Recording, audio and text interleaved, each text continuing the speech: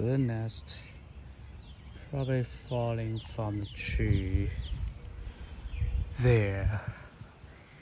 And I looked. I don't see a bird or egg there. It's feathers, I think. I will leave it here for a little bit. See if the bird want to do something. Once in the backyard, we had a swimming pool in pandemic, and we did not. We left the water there overnight. Couple nights later, we found a drowned bird. That's made me feel very bad. So we did not use that thing very much after that, but pandemic also ended, so